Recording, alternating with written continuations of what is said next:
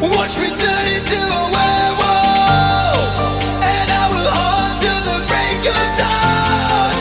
Don't you dare to try to stop me. This is the horn of the Black Swan.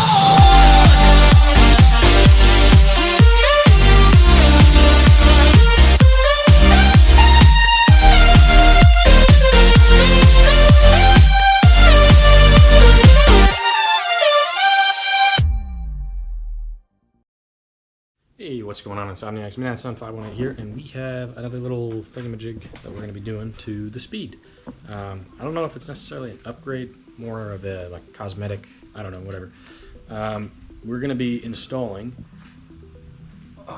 quick release mounts on the front bumper. I bought them from a company called Move Over Racing, and I'm sure I'll talk about my experience with them extensively in the outro. However, I do like the look of the parts. It's just customer service and all that sort of stuff was a little sketchy, but I'll tell you about that later. Anyways, let's check them out. So here's the parts from Move Over Racing, and the reason why I went with their company instead of the other ones is because they're the only ones that stamped an evil M into the side of their brackets. Now, I will say these are a heck of a lot thinner than I was expecting them to be. You know, they're not like hella flexible or anything like that, but I was kind of expecting more of a thick steel. The kit comes with a hardware set. Here is the exterior portion that you're going to see on the bumper. Basically, you got a button in the center, and then this side is a pop. And so, if you take one of these out, basically this end has a little pressure switch in it, and when you place it on top of the peg and push it down, it locks it onto the peg, and then it connects to there. And so these blue parts, and then you press the center and it releases it. The blue parts are going to be screwed onto the bumper. So basically we're going to be drilling out a hole, and then we're going to pop this through the hole in the bumper, and we're going to thread this portion right here on. The only other thing that I really think about when it comes to the bumper taking it off is that we have all those 10mm bolts and the other press tabs and stuff that go along the inside of the fender well and along the bottom. I don't know what I'm going to do about that. I want to keep the fender liners, right, because these are pretty important for keeping water and all that sort of stuff out of the engine bay, and especially out of the intake. Biggest advantage biggest reason why I wanted to get these is because of stuff like this. How after the bumper comes on or gets put on and taken off a few times, the plastic loosens up and doesn't really hold it in place very well anymore.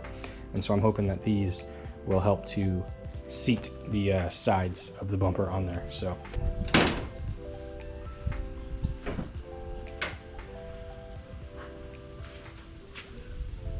along the inside here we have an 8mm bolt, which you can get to with a screwdriver if you want to, and then we have 1, 2, and 3 of these like body pop tab things. So you use a screwdriver to twist the center portion out, and then a flat head to pull the rest of it out. And then you don't have to take these ones out, you have to take these ones out. So this is you fit a flat head up underneath, pull a little tab up, and then you can take the tab out, the whole thing. And then you have a 10mm right here, another tab, tab, and another 10mm. These ones you do not have to take out.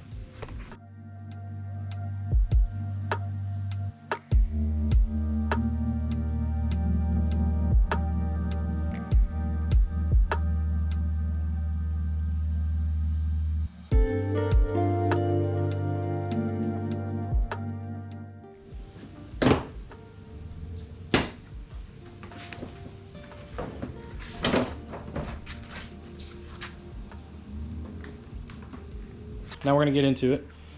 So we're going to be removing those plates in their entirety. I don't know which one's right and left. I have a feeling this one, the longer edge there, is probably going to be right.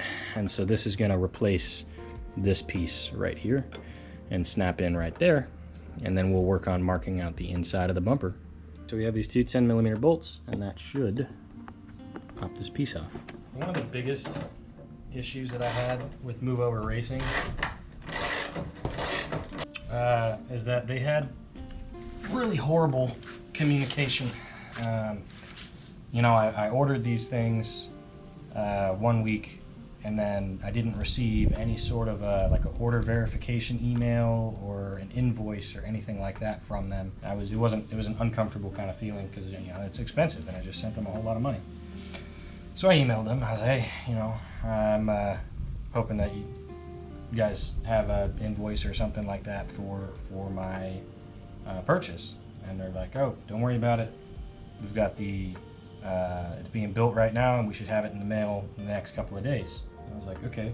And so, you know, I'm assuming at this point that maybe they're just a small company or something run out of some dude's, you know, backyard kind of thing. And he's making everything himself in his garage. And I was like, okay, well, I'll give him a pass on that, right? Anyways, I figured I'd give him a pass on that. I'd give him a couple of days, and, you know, I should be receiving some sort of email or something about that telling me, hey, your package is on the way, right? Well, that didn't come.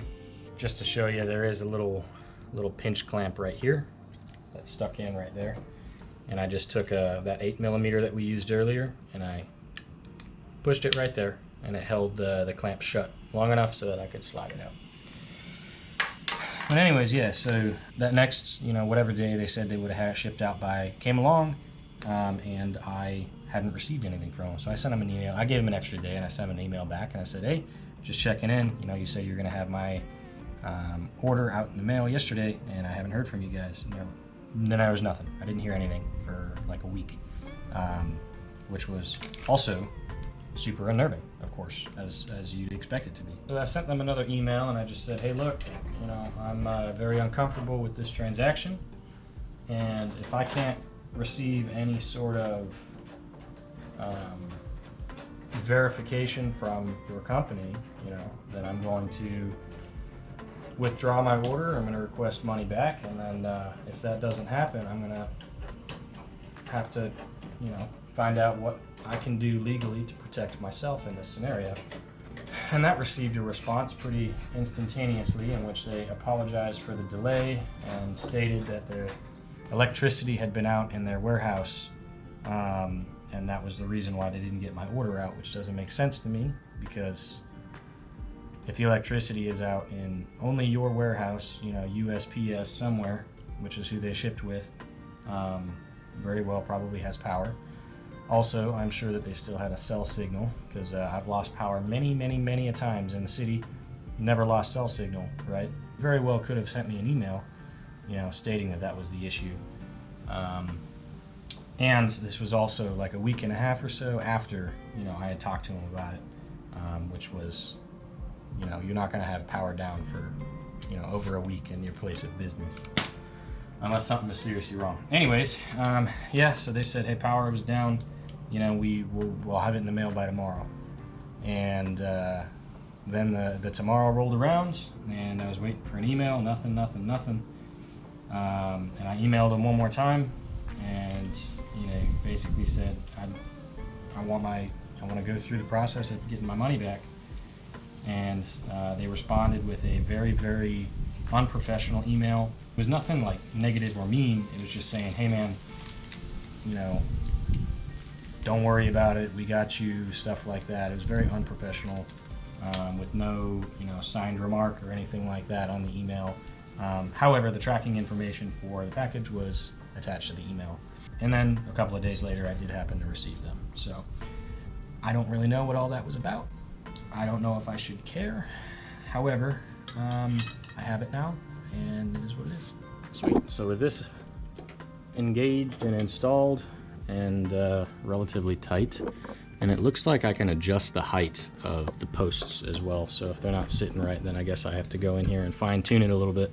But anyways, I'm gonna go ahead and put a little bit of paint or something on the end of these posts, and then I'll get the bumper resting up against the side where I want it, and then I'll push it into place so that that paint kind of comes through on the inside, and that'll be my center point for the hole that I'm going to be drilling through the front of the bumper. And just like that, we have one hole, and we have two holes. Now I did just steal a little bit of this used motor oil that I have over here that I haven't bothered taking into the shop yet. Oh wait, no, that's my gear oil. Oh well. Either way, that's what I ended up using, and it works pretty well. I'm going to go ahead and drill a couple of pilot holes, and then I'll let you know what size the actual hole is going to end up being.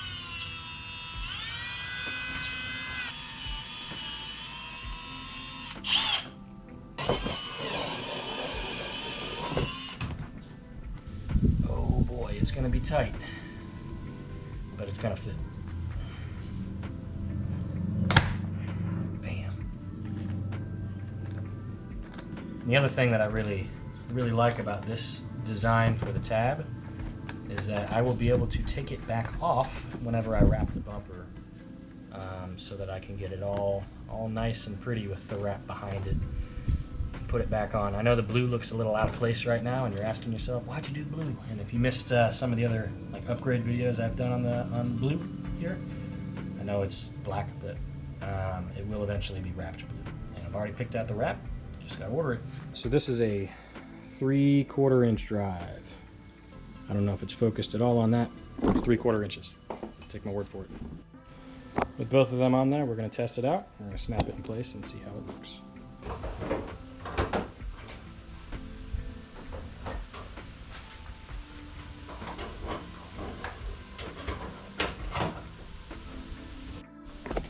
Not bad. I might need to pull the post up just a little bit, and then I'm also, this front one, going to screw it down about 1/8 of an inch just to bring it a little bit more flush in the front. But that's not bad. There we go. Pop, pop, take it off. With that little bit of adjusting, that looks freaking perfect. Now I really wanted to go for that like banded look of having like the 2 posts here, right, and then the little band that goes in between. However, I think that looks kind of cool. Obviously the blue doesn't work with the black because nothing else on the car is blue, but I promise you it will work one day. And the driver's side is all done. I'm gonna see if I can't do this one-handed. There you go. Now with it on there, sat pretty good. You better that in just like that. There we go. Now that sits better.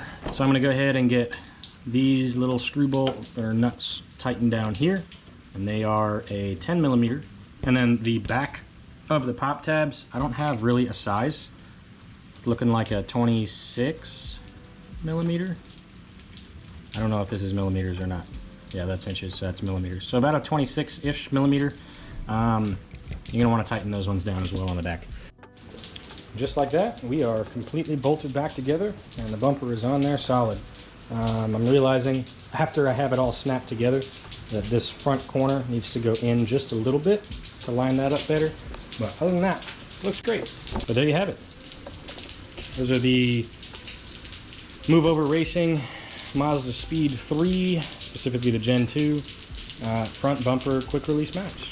One other thing to mention is you will have leftover bolts, because right down here, this top one on the edge of the bumper used to screw in right there on the side of that part of the bumper mount, the old one. And since you don't have that in there anymore, you're just going to have an open bolt hole. But I mean, that's fine. I don't care. I'm assuming that you guys probably don't care either. Yeah, I figured that most of you by this point have probably done some sort of a cut or trim on one of your vehicles. So it's a little intimidating, I will tell you. You don't want to mess it up. You don't want to miss the hole and have it in the wrong spot. So only thing I can say really, measure twice, cut once. I don't know if you saw my tape measure out. I didn't show it on camera, but basically after I did that little oil touch thing with the inside of the bumper to the posts for the mount, right? I went back and I measured the distance from point to point of the posts and the center of each of the end of the ball, and then I did the same for the center of each dot that the oil left behind before I screwed it, or before I drilled it. So always measure multiple times just to make sure that you're getting it right. Sorry that this video is longer than it needed to be. It took me probably about 45 minutes to an hour total of work to put this bumper in. Obviously I'm filming and taking breaks and that kind of stuff because there's other things going on in their life, but probably a solid 45 minutes to put together myself. And I have taken this bumper off multiple times before, so if you haven't done that, you know, it might take you a little longer. Hope you guys have found this video useful, and Move Over Racing might be a great company. I have no idea. I'm happy that there is only this one product from them that I would buy, nothing else for the Mazdaspeed. However, it was hopefully just an unfortunate circumstance that I went through. You know, maybe they're having a whole bunch of personnel issues or something like that, and they're going through a rough time. I had no idea. So I'm not trying to throw any shade at them.